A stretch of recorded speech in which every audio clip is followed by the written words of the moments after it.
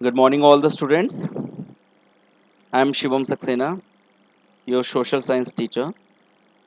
In the previous module, we have discussed about sectors of Indian economy, primary sectors, secondary sectors, tertiary sectors, and we were also discussing about the comparison of these three sectors. So we just enlightened the further portion of the comparison of these sectors in detail in this particular video. So let's have a look. See, why we start from here only. Why are the final goods and service counted? अब हम बात कर रहे थे जैसे we have in the previous video we discussed about that कि final goods is being counted as a production or as a service. अब क्यों final goods count किया जाता है? This is the question.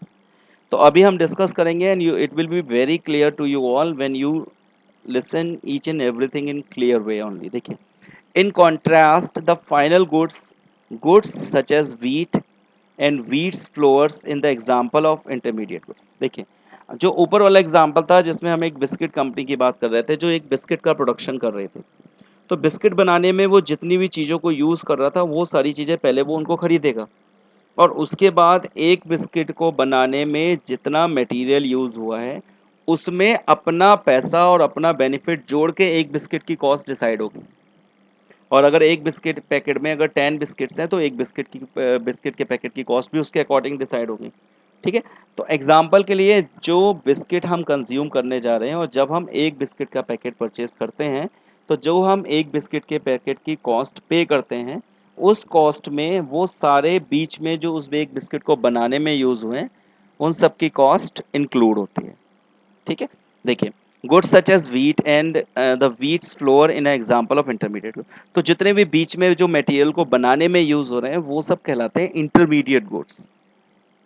Intermediate goods are used in producing the final goods and services. Intermediate goods सारे वही, अगर मान लो आप कोई भी चीज़ मान के चलिए, अगर आप एक यहाँ पे बिस्किट का एग्जांपल ले लिया, अगर मान लो एक आइसक्रीम का एग्जांपल ले लेते हैं, तो आइसक्रीम बनाने के लिए मिल्क यूज़ हो रहा है, इसके अलावा ड्राई फ्रूट्स यूज़ हो रहे हैं और उसके अलावा फ्रीजिंग का काम हो रहा है, फिर आइसक्रीम की पैकिंग हो रही है और आप तक आ रहा है। तो उस केसेस में जब आप इन सारी चीज़ों की बात करते हैं तो इन सारी चीज़ों को बनाने में जितनी भी कॉस्ट का यूज़ हो रहा है वो सब आपका जाएगा फाइनल गुड्स में। और जो बीच में जैसे एक आइसक्रीम बनाने में मिल्क यूज़ हुआ, उस आइसक्रीम को बनाने में ड्राई फ्रूट्स यूज़ हुए, उस आइसक्रीम को बनाने में आपकी सर्विस यूज़ हुई है, फ्रीज़र यूज़ हुआ है, इलेक्ट्रिसिटी यूज़ हुई है, वर्कर्स यूज़ हुए हैं, उनकी सर्विस यूज़ हुई है, पैकेजिंग की सर्विस यूज़ हुई है, उस सब के कॉस्ट को जोड़ के एक आइसक्रीम की कॉस्ट डिसाइड की जाएगी। तो उन सब के जितने भी चीज़ें उसको बनाने में यूज़ हुई हैं वो सब जाएंगी इंटरमीडिएट गुड्स। और जो ice cream that is directly going to be consume by a person is known as final goods. ठीक है, तो सी, the value of the final goods already include the value of all the intermediate goods that are used to making the final goods। आपको मैंने बता दिया अभी जो example से कि एक आइसक्रीम की जो वैल्यू होगी उसमें वो उसमें जितना मिल्क जितना ड्राई फ्रूट्स या जितनी भी चीज़ें लगी हैं उन सब की वैल्यू को जोड़ कर होगी। Hence the value of the 60 of the biscuits final goods already includes the 10 flours का भी। जो 60 रुपीज़ अगर फाइनल गुड्स बिस्किट की वैल्यू जो ऊपर एग्जाम्पल में हमने पढ़ा था तो उसमें 10 रुपये आपके फ्लोर और ग्राइंडिंग भी है। Similarly, the value of all the intermediate goods would have been included to count the value of the flour and wheat। ठीक है, यानी जो भी टोटल वैल्यू है वो सब हम लोग आराम से डिस्कस कर सकते हैं। तो I think the topic that is intermediate goods and the आप कह सकते हैं final goods is clear. Separately is therefore not correct because then we would be counting the value on the same things in a number of time. अगर हम मान के चले फिर बाद में काउंटिंग कर रहे हैं कि भाई फ्लोर का इतना पैसा है, इसके अलावा हम उसके आइसक्रीम का एग्जांपल लेते हैं चलिए। अब एक आइसक्रीम की कॉस्ट अगर 10 रुपये हुई तो उस 10 रुपये में मिल्क भी यूज़ हुआ है, ड्राई फ्रूट्स भी यूज़ हुआ है या और जितनी भी चीज़ें यूज़ हुई हैं उस 10 रुपये में वो सारी चीज़ें इंक्लूड हैं।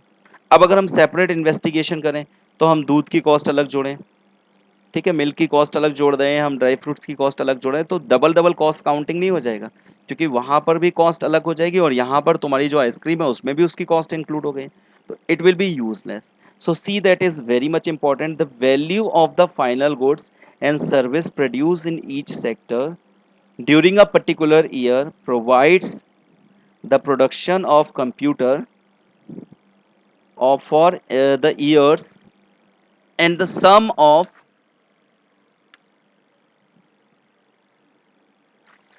The total production of the sector of this year, ठीक है, and the sum of the production of the three sections give what is called GDP, ठीक है, जो इन सब का जो सम होता है उसको हम जीडीपी बोलते हैं, ठीक है। It is the value of all the final goods services produce with in a country during a particular year.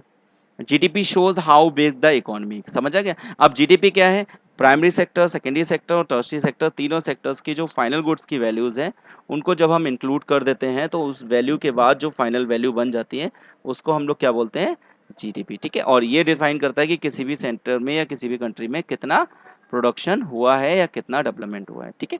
Okay, thank you very much. In the next video will discuss about some further detail of this specific chapter.